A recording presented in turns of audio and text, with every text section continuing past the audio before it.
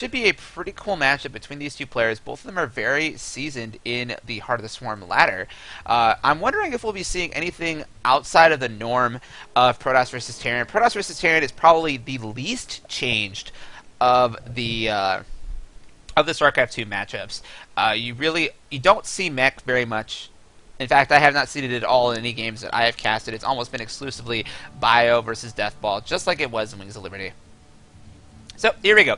Spawning up here in the top left position, playing as the Blue Protoss for Team StarCraft Ascension. Can he get the third kill after Regret already took 2 kills for his team? He is SCA's Virium.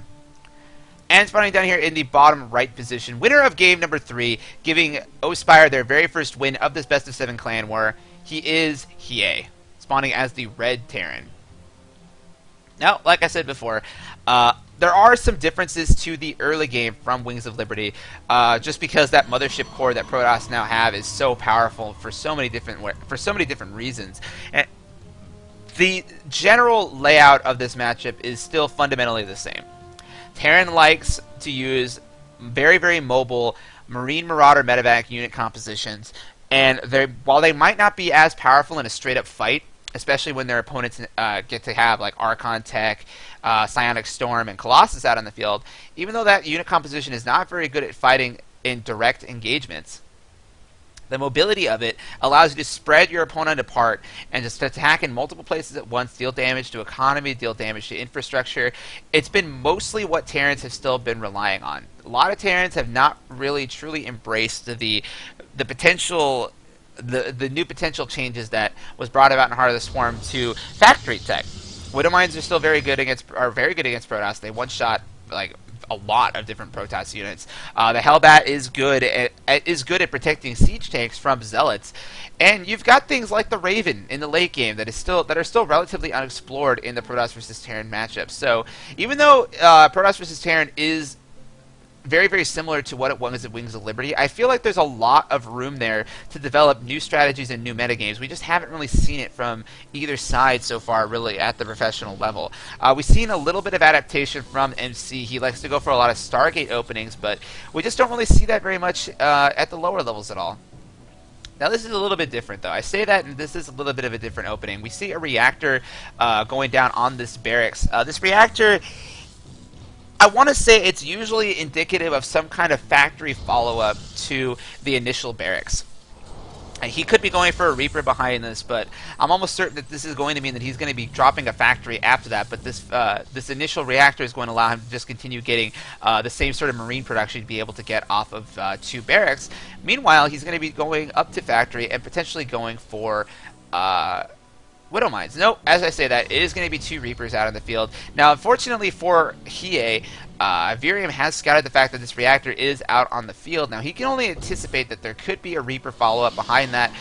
Fortunately for him, the Mothership Core is very good at stopping that, and there are already 2 Stalkers being chrono boosted out on the field.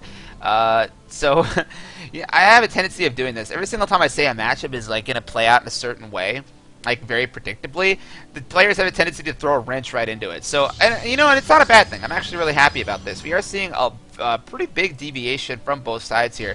2 chrono boosted stalkers are coming out for our Protoss players, throwing down a Nexus a little bit later than you would have seen it normally in Wings of Liberty. And meanwhile, we do have that double Reaper opening here for Hiei.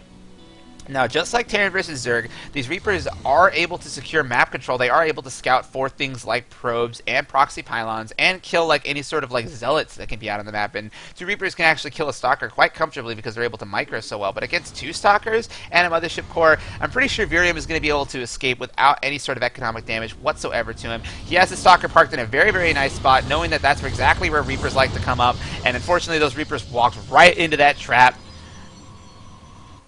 Right into the trap they went, and they were able to get one of them gunned down. So Virium, nice catch for him. That is a 50 gas unit. That's in 50 gas in the early game. I don't care what race you play. Is pretty important.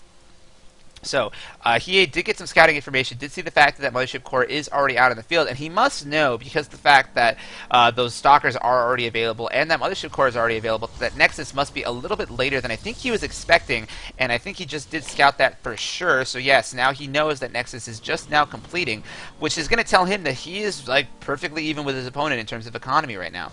Now behind this, Virium is also going for a robotics facility.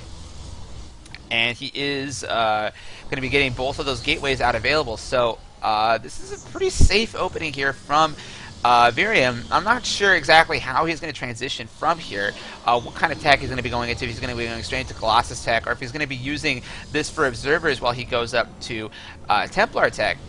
I'm really not too sure, but there are 2 sentries now out on the field for him, so could this actually be a very strong, like, immortal timing attack? That is also another option that Virium could go for. But no, that first unit being produced from that robotics facility is going to be an observer. We have a lot of banked minerals, or we did just until for a moment, for our Terran player. It kind of looked like he was going to be taking a 3rd command center, and there it is. I actually do know what I'm talking about sometimes. So Hiei getting a good scout of what his opponent's doing. Feels like he is comfortable enough to take that early 3rd command center. He does have Widowmines and Marines out on the field, which is a very good force for combating exactly what Virium has. He only has that 1 robotics facility. He can only really make Immortals at this point from that robotics facility, and this Marine Widowmine composition is going to be perfect at fighting against this just very small gateway force that he has available. Now behind this, Virium is also going for a double forge, so he is going to be going for double forge behind a 3-gate robo. Very, very normal for Wings of Liberty, Terran versus Protoss. The difference now, though, is of course the fact that that Mothership Core is available, and there's also the fact that you have to watch out for things like Widowmine drops. So he is going to attempt to go for a Widowmine drop, but I think that Virium's just got a very good defensive mindset. He's had his units in all of the right places, like every single time that his opponents tried something funny. So he is going to be coming into the map on this side of the map so far, but those Stalkers are going to be able to deny it. But there are some Marines moving into the front natural expansion, but what are those Marines really going to do by themselves? These Widowmines are going to get dropped off right here. They could potentially snipe off a couple of Stalkers. I like this move here from Hiei. Just really good positional use of those Widowmines, but with the force fields coming down on top of that ramp and the medevac now going down, I think that Hiei might have to call this attack done and go home. What can he really hope to accomplish for that side? Getting a couple of sentry kills.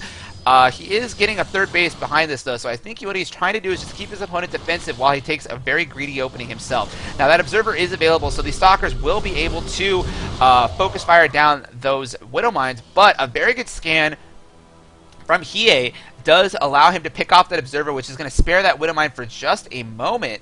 But there is another Observer on the way. Will this Observer get over here in time before that Widowmine recharges? That Widowmine can one-shot any of those Stalkers if they are not careful, but I think that Observer will get there just in time. That Widowmine is not going to be able to do any more damage. It is going to be taken out, and these Marines are already on their side of the map.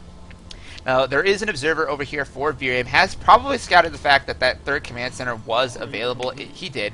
So Virium knows exactly what's up, knows that his opponent is taking a pretty greedy opening behind this, and is just now starting his 1-1 upgrades on his bio units. Meanwhile, 2-2 has already started for Virium, and he is getting charged as well. He is switching into Templar tech behind this as well. He's switching into Templar tech also behind this. Why was that so hard to say? And as well as getting 5 gateways. So I think he's actually going to be going for a timing attack behind this. He's probably going to move out with a Charge Lot Archon build, Charge Lot Archon unit composition, following the completion of that 2-2 upgrade. At least that's my guess. Nope, he is going to be a Storm behind that, and that's probably going to be indicative of the fact that he's going to be taking a 3rd Nexus, and there it is. So Virium is playing this out a little bit further. I feel like he could have potentially gone for a timing attack, just because his opponent has really sparsely defended, but he is going to play it safe instead, and he is going to be going up for that 3rd Nexus, taking it here, which is a little bit of an unusual choice, I think, for a 3rd base, just because this is a little bit more vulnerable to drop pressure than, say, this base is. When you take a 3rd base here, it allows your opponent to really you set yourself up in a triangle. Okay, I have a hard time explaining this sometimes, but when you've got a natural and a 3rd base that's kind of like that kind of forms a big triangle with your main base, I feel like that is especially vulnerable to harassment from the air, because you're able to drag your opponent's forces like up and down like this double ramp setup, and that gives a lot more mobility to units that have the ability to fly, like Mutalisks, like Oracles, and like Drops. So is that going to be how this is going to work out here? There's a very large warp in here of Protoss units from Virium. Is going to force these units back, but those Ignite Afterburners are so quick, there's no chance those medevacs are actually going to die. But the Photon Cannons are now completing for Virium. Will this be enough actually to allow him to just keep this base completely defended, or is he going to try for another attack? 3-3 is now on the way, so Virium is dumping a lot of investment getting these upgrades out as soon as possible, potentially at the expense of his unit composition. I was seeing this yesterday in the Lucky versus Ice Cream matchup. This has, yeah, you know what? Now that I think about this, this looks almost exactly like the way that Lucky was playing Terran versus Protoss yesterday. Either way, the ability for these units to be so heavily upgraded so early just means that they are going to be so strong in a direct engagement. However, like I said already, the mobility of this Terran army is really its strong suit. I mean, upgrades or no upgrades, it's still a weak unit composition in direct engagements with highly just highly versatile Protoss unit compositions. I mean, they've got Storm, they can get Archons, they can throw in Colossus on top of that. A direct engagement is exactly what the Protoss wants. So I feel like going for these early upgrades is strengthening what the Protoss are already good at. And, you know, to some people you're like, well, duh, that's kind of the point. I don't necessarily like to throw all my eggs in one basket like that. I kind of like to spread out and cover up for my weaknesses as opposed to bolster my own strengths. But, you know, that's a philosophical thing. Like, you'll have, like, you know, Machiavelli and Sun Tzu going back and forth about that one all day. Do you cover for your weaknesses, or do you strengthen your defenses and strengthen your strengths? That is the correct way to say it, even though it doesn't sound correct. Do you go for what you're good at, or do you cover up for what you're not good at? I don't know. Anyway, Blink is just now finishing for Virium, which is going to give him a little bit of additional mobility for dealing with these drops. This drop does manage to get in where there are no defenses. There are some pylons are going to go down, but there are no important tech structures on this side of the map. So some very good building placement here from Virium is going to mitigate the damage that this drop could potentially do. But just like I said before, forcing... With this triangle position, all of these units have been forced onto the high ground over here, which would have allowed Hiei to just swing right back around to the third base. Of course, there is a High Templar there. That High Templar could have feed back those medevacs and could have denied all sorts of drop pressure just by itself. And behind this, both players are getting up very strong unit compositions. This is pretty much the optimal unit composition for both sides. Ghost, Viking, well, actually no, because there are no Vikings out on the field just yet. Just two are being made right now. But Ghost, Viking, Marine Marauder medevac versus the all-powerful Protoss Deathball, Colossus, High Templar, Stalkers, Zealots, and Archons. This is a very, very strong unit engagement. Oh, and actually, that's actually really funny. It's always hilarious when that happens. The building placement for Virium was actually so good that he actually trapped a couple of those Colossus inside those robotics facilities while they were being built, forcing him to destroy some of his own gateways. That's always annoying when that happens. But now the Colossus have been freed, so there are going to be 4 Colossus now being mixed in that army. A lot of splash damage available here for Virium. So again, like I said before, the Protoss like to have that direct engagement. They want to fight their opponents straight up. No cowardly hit-and-run tactics like the Terrans like to use. They want to fight everything in one glorious battle for the Kala. But with with upgrades like these and with such a strong unit composition, he needs to make sure that a direct engagement is exactly what he doesn't do. Because this army is so powerful. He does not have enough Vikings, and even though he has a lot of EMPs available, the upgrades are just so good for that Protoss army that if he gets into a direct engagement, I'm sure he'll lose. Then again, guys, EMP is really good. But 3-3 is just now starting. Plus 3 attack is just now starting for our Terran player. Meanwhile, Virium's been sitting on this 3-3 for quite a while. He hasn't started shield upgrades, though, which always annoys me when Protoss do that. It's like, okay, you go for such an early investment in upgrades, but you don't go for shield upgrades at all. When units like Archons are basically all shields. Like, I don't understand why... Oh, no, he does have shield upgrades. Alright, don't worry, guys. I'm slapping myself right now. I know I was saying that, like, yo, he should have done something, and then I was mad that he didn't, and then he just, like, does it anyway without me even noticing it. I feel like Mole Trap now. Alright, so a Phoenix Scout is going to figure out exactly where this Terran army is located. A really nice defensive position here. I love the use of defensive turrets. That allows him to shoot down observers and get additional DPS on those Colossus. The Protoss army is going to charge directly into it. EMPs have landed on all of the Archons and all of the Zealots. EMPs are landing everywhere, but the Colossus are just dealing so much damage. A good storm does land on a lot of the Terran Bioforces, but a really nice concave there is just going to allow this Terran army to just push back this Protoss force completely. And there we go. He is throwing back exactly what I just said in my face. saying, oh, you think I can't take a direct engagement? Watch me utilize turrets, get blanket EMPs at a beautiful concave, and I'll kill any Protoss army that dares to cross my battle line, which is exactly what happened. And now Virium's kind of in a tough spot. He has been riding on this upgrade lead all game, and the engagement that he wanted, he got it, he just didn't win it. So what do you do now if you are Virium? Do you change your unit composition at all? Do you add in additional Colossus? Do you neglect the Colossus completely and go for nothing but Storm Tech? Do you neglect Storm Tech? What do you do if you are in Virium's position from here? Well, he seems like he's going to be taking an additional base behind this. He's going to be strengthening his economy as much as possible. I like this decision as well because, of course, one of the advantages that Protoss has in the late game versus Terran is their ability to remax much faster than their opponent can. There are also some storm harassments going on over here.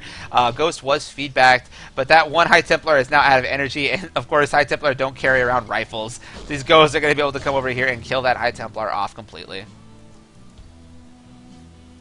It almost feels like from here that Hiei is going to be transitioning into nothing but a straight Ghost Viking army. That is actually one of the most powerful unit compositions you can make as a Terran player if you can actually build it. Of course, Ghosts take a long time to build, and they are very expensive, 200 and 100 each. But if you can manage to build a pure Ghost Viking army, it's actually really, really powerful. Ghosts do a lot of damage to Zealots, 26 damage a shot, and the only thing that they are really not very good against are Colossus. And if you've got Vikings available also, you don't really need to have Marauders available. So the blanket EMPs will just be able to eliminate the Archons just by themselves because, like I said before, Archons are all shields. And the Ghosts are able to do enough damage on their own to take care of all the Zealots. So really all that's left are the Colossus. It's starting to look like a little bit like a stalemate because I don't think that Virium actually wants to charge into that. Is he going to try? He is going to try. The Zealots are going to come in from the top side. Meanwhile, the armies are going to come in from the left side as well. So a very good three-pronged attack here from Virium, closing the distance on his opponent. But there are so many Ghosts available in that army. Where is the additional firepower for our Protoss player? It doesn't look like he has enough. It does look like with so many Vikings out on the field and all those EMPs available that the army for Virium is just going to get absolutely slaughtered by, like I said before, that combination of EMP and Viking damage on the Colossus. This is just a very, very strong unit composition. It's very hard to engage into, but I do like that Virium does have a stronger economy behind this. He can afford to actually trade with his opponent, and unless TA can get out a super strong number of Ghosts, like right now he only has 4 of them. Unless he can get out like a very, very large number, like in excess of like 13 or something like that, this unit composition is not nearly as powerful as it would have been before. So both players are now sitting comfortably on a 4-base Terran as well as a 5-base Protoss, and you know what? I really would like to see additional gateways being thrown out here from our Protoss player. I think he could, well, maybe not. He doesn't really have a huge bank right now to do that, but what he's going to eventually want is an engagement where he kills enough of his Terran opponent's forces that he can then get a very strong remax behind it and roll over him with the reinforcements. That's essentially what I think Virium wants to do at this point in the game. But that's going to be very difficult because with so many Ghosts available, it's just really hard to get a cost-effective engagement, especially if you're the one attacking. If it was Hiei attacking, it'd be a different story because, you know, you've got like high ground Colossus or things that you can use. But when you're attacking into a defensive line like this, it's very difficult to get the kind of positioning you want. Now, there were some Zealots actually over here to try and take down these rocks to do some harassment at the 3rd base, but they're not able to really do it. Those rocks are still going to be able to stay in place. And meanwhile, Virium is just taking additional bases behind this. Like, he's really throwing a lot into this economic advantage that he has. The worker count for both players is at 66,255, which, you know, it wouldn't necessarily be like a good worker count were it not for the fact that we are so late into the game and so many bases have already been taken. Like, the gas income for Virium is just so high. He's already at 816 gas income. I'm not quite sure if that's per second or if that's per minute. I'm pretty sure it's per minute. This unit composition from Hiei is so strong. Let me get some numbers out here for you guys. 14 Vikings, 11 Medevacs, 5 Marauders, 44 Marines, and 18 Ghosts. 18 Ghosts. That is so many EMPs. You can't even use Archons against that. Like, Archons just get completely decimated by that many Ghosts. provided those EMPs land, there's nothing Archons can do to a force like that. You have to rely on something else, but with so many Vikings out in the sky, what other splash damage options do you really have? So now we finally see Hiei moving across the map. We should see another engagement over here, but this is not a good position at all for Virium. He's going to funnel all of his forces down a choke where there are going to be a lot of ghosts down there at the bottom of the ramp to meet them. And meanwhile, Hiei is actually going to be charging up the natural ramp, but all the ghosts I think are actually going to get killed by the Colossus. But with all of the Bioforces now in reserve and all of the forces of Hiei now all of Virium now very, very badly damaged, I don't know if this is actually in a fight that Virium could win, but it does look like with some good starts as well as a reinforcement from the high ground, it does look like Virium will be able to push this back just barely. But now the supply is 129 to 110. There is a pretty nice bank for our Protoss player, but he doesn't have enough gateways to really make use of it right away. So this space down here at the bottom left is going to go down for sure. The base up at the top right is up, but there are no probes they're harvesting from it. These photon cannons are continuing to deal some damage to the Terran army. But meanwhile, now we are just now getting the remax over here from our Protoss player. But without that many gateways, he can't really remax all that quickly. So a base does go down for Virium. Hiei behind this has a lot more production facilities than our Protoss player does. He's getting his forces out on the map much faster, kind of throwing that advantage I was talking about back at the Protoss player. Without the gateway numbers, how do you hope to really like remax faster than your opponent can? God, these 3-3 zealots are pretty powerful though. You know, without a good number, here he goes. All right, now he's not going to be able to attack into that, but in smaller engagements, these zealots are just so dangerous versus Bioforces. All right, so both players just continuing to posture up over here. There is a planetary fortress being made up here at the top right position. He is going to try to expand to that location as well.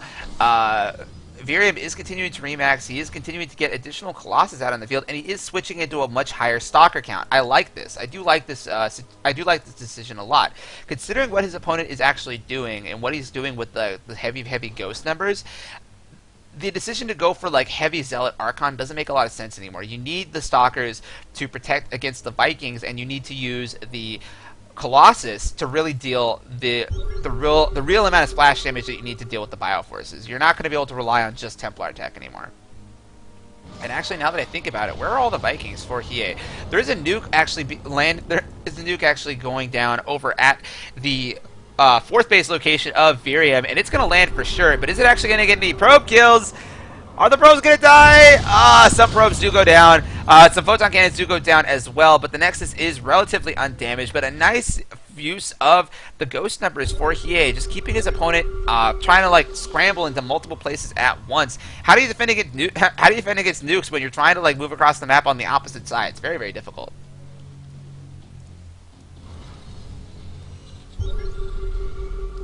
Alright, now, I don't know if Virium should actually be charging up this side. I don't know if he sees the fact that that planetary fortress is there, but if he does, he needs to know that that planetary fortress is going to be a big headache for him if he tries to advance into that location, but he's going to try it anyway.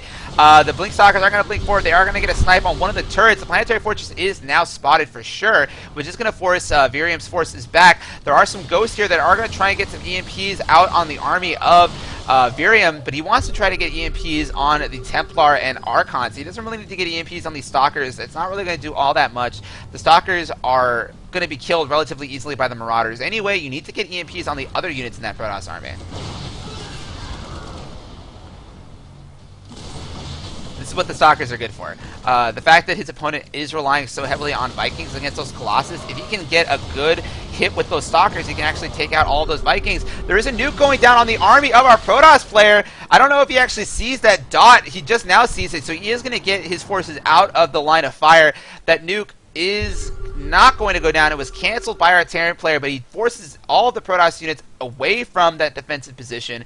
Is there actually a Mothership Core with this army? I think this would be a really nice time to potentially use Time Warp on that army to get a decent storm off on it, because Hiei's control has just been really, really good. I haven't really been talking about it, but his control with his bio units has been pretty good this entire time. The story has been mostly about his ghost control, though, and how many ghosts he has in that army. But in this kind of situation, if you really want to deal the crucial blow that you need to do to those Terran forces, I think that Time Warp is really the answer.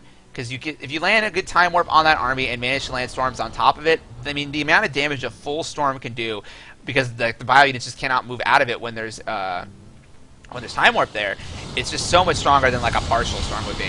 Oh, now that is a really nice EMP landing all over all of the Zealots. Most of the Archons have been damaged as well. The High Templar are out of position. They are going to get EMP'd also, potentially. No, one of them is going to get sniped, but all the Vikings are going down now, but the Colossus have already been taken out, so both sides dealing very, very bad damage to each other. Terrible, terrible damage going on both sides, if I want to quote Dustin Browder for a moment. But both sides are not willing to commit head-on for a full-on engagement. They are going to back up just a little bit so that they can replenish those valuable units that they lost. For Hiei, he lost a lot of Ghosts, and for Virium, he lost all of his Colossus. And this is really turning into a no-man's land over here on this side of the map. This ramp right here is separating a Protoss base from a Terran base. Those bases are so close together, but it's so difficult to advance into it from either side. The Photon Cannons and Photon Overcharge is one thing, but then there's also the Planetary Fortress over here for the Terran player. There is a nuke going down over at the 4th base location again, but there are no probes over there, so there's really not going to be any damage being dealt. He's trying to force his opponent back over on that side, but Virium's not really taking the bait, so the nuke does land, kills a couple probes in the process, but really nothing of value was destroyed with that nuke. Fortunately for Virium, almost all of his mining is consolidated on this side of the map. His 3rd base location is almost mined down, so he could move over there, but that's going to be really tricky to defend because of the fact that his opponent is using nukes the way that he is.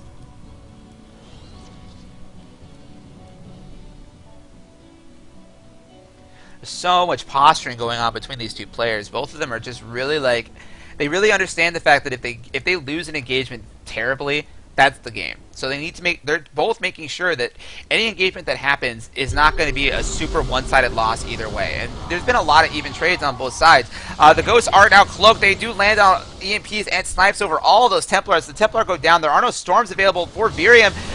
Actually, excuse me, there is one storm available landing on all the Ghosts. The Ghosts are now going down, but the Colossus are going down as well, as all the Vikings are taking down the Colossus, but there are still 3 of them available. But now, where are the buffer units for Virium? He doesn't have very many Zealots left. The Colossus are now being exposed. They are not being microed away from the army, so all those Colossus, I think, might actually go down, but this Baron Bioforce is so badly damaged from the consecutive storms, as well as the Colossus splash damage. I think that Colossus might just barely get away. There is a nuke being deployed on this side of the map also, which is going to prevent those Protoss units from coming back up that ramp. I think those Ghosts are actually going to die to that nuke. Nope.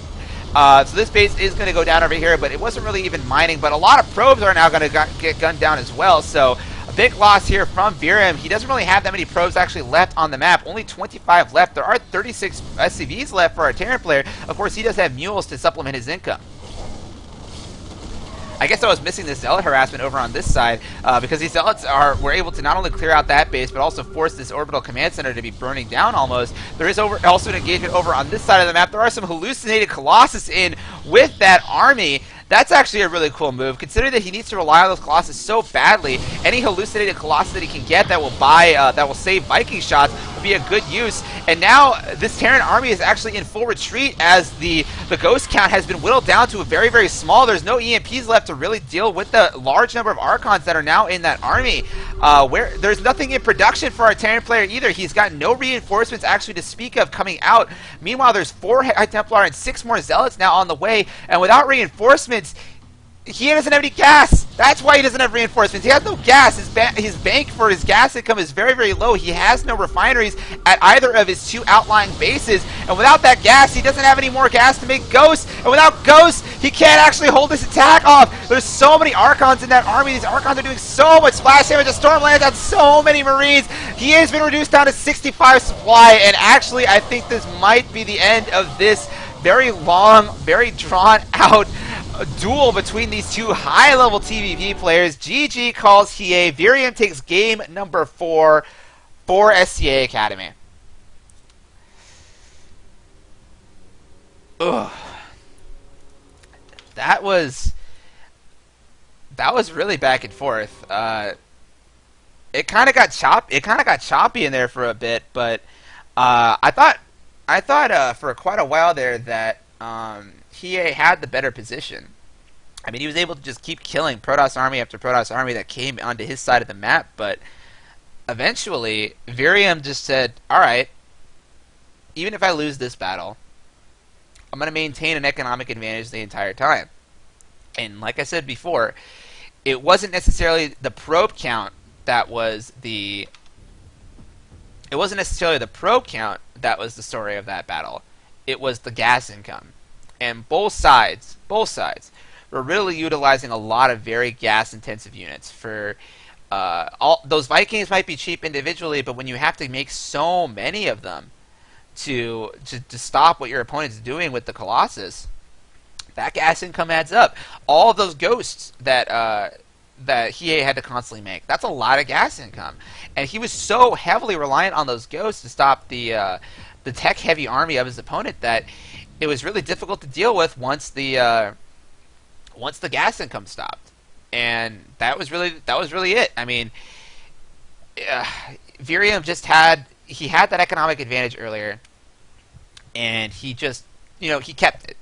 He was very diligent about making assimilators at every single one of his expansions, and then he was holding on to them. And he wasn't wasting probes harvesting minerals that he didn't need. He only had enough probes harvesting minerals that for the minerals he absolutely needed, and everything else was gas income. That's why he kept making Archons, even though he kept losing them, because he had the gas income to do it.